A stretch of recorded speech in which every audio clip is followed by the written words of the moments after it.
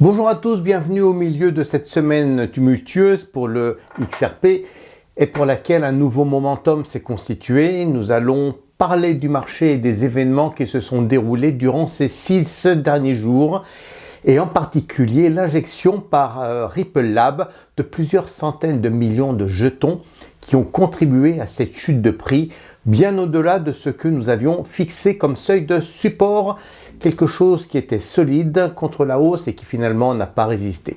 Nous débuterons cette vidéo par l'étude du marché, nous confronterons donc nos estimations avec la réalité du marché, puis en deuxième partie, on étudiera les événements qu'il faut considérer pour mesurer la profondeur de cette faiblesse de marché. C'est parti!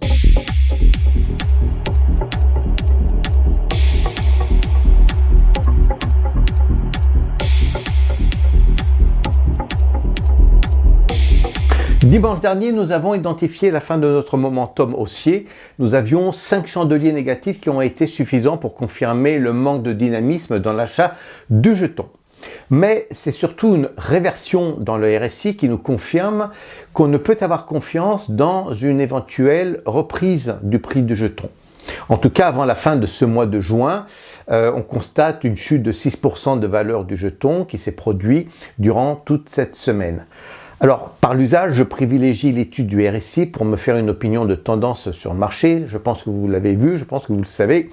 Et cette étude me convainc dans l'idée que le prix du XRP devrait aller encore plus bas dans les zones couvrant aux alentours de 40 centimes d'euros pour le prix du jeton. Vous observez que le prix du jeton, dès le début de notre momentum haussier, qui a débuté le 2 mai dernier, n'a pas bougé. En fait, il a évolué dans un couloir de prix situé entre 47 centimes et 52 centimes d'euros. On parle donc d'une consolidation qui permet un gain de 11% de la valeur du XRP, mais ce gain s'est très vite effacé. Il n'a pas tenu une heure, il s'est dégonflé dans l'après-midi du 6 mai en l'espace de 2 heures. Et ça n'a jamais tenu de fait. Et cela est un enseignement qui me donne l'idée de me diriger vers une échelle de temps plus longue que ce que nous utilisons d'habitude.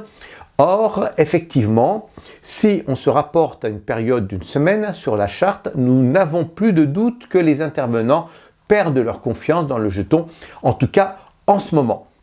Et cela concerne ici, on le voit, les traders du long terme intervenant sur des positions placées sur 6 mois. Le graphique hebdomadaire étant utilisé par les traders du long terme, ce désintérêt concerne aussi les traders du moyen terme, tels que nous par exemple, puisque nous utilisons des chandeliers qui se dessinent quotidiennement. Et évidemment, par effet de ricochet, les traders du court terme, qui placent leurs chandeliers sur des périodes de 4 heures, confirment cela. Et 2 points doivent être clarifiés. Tout d'abord, il faut identifier l'amplitude de cette baisse de prix et cela signifie que nous devons regarder la situation sur le marché des contrats d'options, les puts, et prêter attention, constater les niveaux de besoin de couverture face à la baisse. Et on découvrira par la suite si effectivement le marché d'options confirme ce que nous révèle le RSI. Alors il faudra ensuite expliquer les raisons fondamentales de ce pessimisme, les origines de cette conviction que le XRP n'est pas un produit intéressant, en tout cas à l'achat. Et effectivement, nous avons plusieurs éléments qui nous confirment que la prudence doit nous tenir en marge du marché. Tout d'abord, nous regardons ce que le marché des options nous dit. Nous avons une hausse dans la demande des contrats put de manière assez magistrale. Nous avons par exemple 100 000 contrats conclus durant les 2 derniers jours, c'est-à-dire couvrant les risques de baisse de 2 millions de XRP. Chaque contrat englobe 10 XRP, nous en avons 100 000 par jour, cela fait effectivement 2 millions de XRP. C'est exactement le nombre de jetons vendus lors de cette baisse de vendredi. Il y a donc eu depuis vendredi l'indemnisation des titulaires de 2 millions de jetons XRP lors de la chute brutale qui semble être de 14% de la valeur du jeton. On est passé de 58 centimes à 41 centimes le jeton. C'est clairement un short selling qui a pris fin dès le moment où les contrats d'options put n'ont plus couvert les baisses. Les positions ont donc été fermées, ce qui a permis au jeton de se stabiliser au cours du support technique de 0,45 €.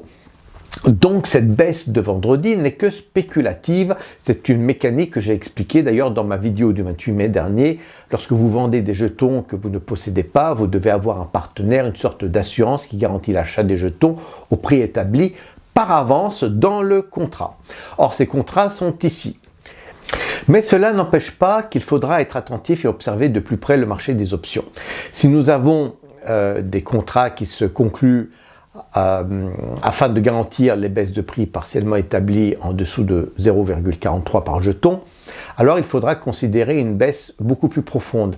Il y a trop d'offres, en tout cas en attente sur ce seuil de prix, pour qu'une baisse puisse être crédible aujourd'hui. Alors quelles sont les raisons pour lesquelles nous avons cette aversion contre le XRP? Pourquoi les intervenants se détournent-ils du XRP? Je suis convaincu que tout vient d'une information publiée récemment par Ripple Lab et qui est directement en relation avec le thème de notre dernière vidéo. C'est l'intervention de Ripple Lab sur le marché du XRP. Il y a 10 jours, l'expert de la crypto, Finbold, révèle que Ripple Lab déverse en ce moment 400 millions de jetons sur le marché et cela contribue à la chute de la valeur du jeton. C'est 20% des jetons vendus vendredi dernier. La hausse de l'offre de jetons combinée avec le peu d'engouement pour le XRP démontre que les titulaires du XRP tentent de se débarrasser du jeton en cette période de juin. Et c'est le 6e paquet du XRP que Ripple Lab nous envoie sur le marché depuis le début de l'année. C'est un total de 1 milliard de jetons que le marché doit digérer en plus des ventes des investisseurs. Et cela nous amène à une 3e raison pour expliquer la morosité du marché. Les investisseurs de Ripple Lab. Il manque d'optimisme. Le cours de la crypto XRP pourrait supporter actuellement le poids du scepticisme des intervenants qui ont toujours été loyaux envers l'entreprise, lesquels ont fait preuve d'une considérable patience, mais qui se détournent aujourd'hui du jeton. C'est l'attitude baissière que nous constatons.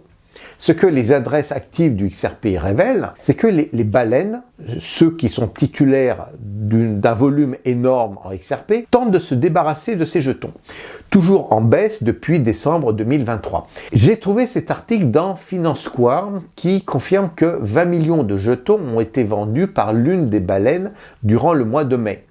Alors, si on fait le calcul, 28 millions de jetons vendus par la baleine évoqués dans l'article de Finance Square, auquel on rajoute les 400 millions de jetons mis sur le marché au mois de juin par Ripple Lab, auquel on ajoute les 2 milliards de jetons vendus, donc vendredi dernier, par les intervenants, c'est un total de 2,5 milliards de jetons vendus. C'est donc 1,3 milliard d'euros de capitalisation qui quitte les portefeuilles au mois de juin et c'est 6% de la capitalisation totale de Ripple Lab sur le XRP. Nous sommes donc très prudents pour reprendre cours sur le marché, mais nous sommes toujours de l'attente d'une consolidation du marché, cette fois sur le long terme qui risque de nous faire patienter au moins jusqu'à la fin de l'été. Voilà ce que je souhaitais vous communiquer pour cette semaine. Je vous souhaite une excellente fin de week-end. À la semaine prochaine. Au revoir.